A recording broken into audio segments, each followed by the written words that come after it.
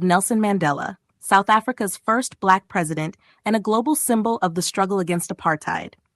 Published in 1994, the book chronicles his life from his rural childhood to his rise as a revolutionary leader, his 27-year imprisonment, and his eventual role in dismantling apartheid.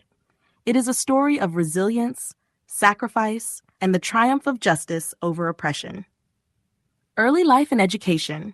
Nelson Mandela was born on July 18, 1918, in the small village of Mvezo in the Transkei region of South Africa. His birth name was Rolihlahla, meaning troublemaker. He belonged to the Thembu royal family, but despite his noble lineage, his early years were spent in a rural setting. After his father's death, Mandela was taken under the guardianship of Chief Jongintaba Dalindyebo, the acting regent of the Thembu people. This gave him the opportunity to receive a formal education. He attended mission schools, where he was given the English name Nelson by a teacher. Later, he studied at the University of Fort Hare, the only institution of higher learning for Black South Africans at the time. However, he was expelled for participating in a student protest. Mandela then moved to Johannesburg, where he worked as a law clerk while completing his law degree at the University of Witwatersrand. In the city, he was exposed to the harsh realities of racial segregation and began his political activism.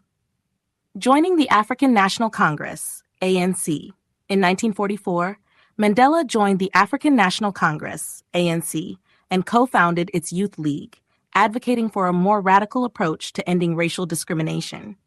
He quickly rose through the ranks, helping to organize campaigns against apartheid laws. His activism intensified after the National Party came to power in 1948 and officially implemented apartheid, a system of institutionalized racial segregation. Mandela played a key role in the Defiance Campaign of 1952, encouraging nonviolent resistance to unjust laws. He also opened South Africa's first black law firm with Oliver Tambo, providing legal assistance to victims of apartheid. However, the government saw him as a threat and repeatedly arrested him. Shift to armed struggle and imprisonment. After the 1960 Sharpeville massacre, in which police killed 69 peaceful protesters, the government banned the ANC. Mandela initially supported nonviolent protests, but realizing that the government would not yield, he co-founded Umkhonto we Sizwe, Spear of the Nation, the ANC's armed wing, in 1961. He led sabotage campaigns against government infrastructure while avoiding civilian casualties. In 1962, Mandela was arrested and sentenced to 5 years in prison for inciting strikes and leaving the country illegally. While serving this sentence, he was charged in the infamous Rivonia trial of 1964, where he and other ANC leaders were accused of sabotage and attempting to overthrow the government.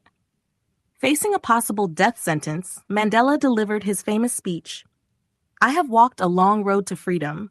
I have cherished the ideal of a democratic and free society in which all persons live together in harmony and with equal opportunities. It is an ideal for which I hope to live for and to see realized. But, my lord, if needs be, it is an ideal for which I am prepared to die." Mandela was sentenced to life in prison and sent to Robben Island, where he endured harsh conditions but remained a symbol of resistance. Life in prison and global support. For 18 years, Mandela was confined to Robben Island, performing hard labor and enduring isolation. Despite the hardships, he educated fellow prisoners and maintained hope. Later, he was transferred to Pollsmoor Prison and then to Victor Verster Prison, where conditions improved.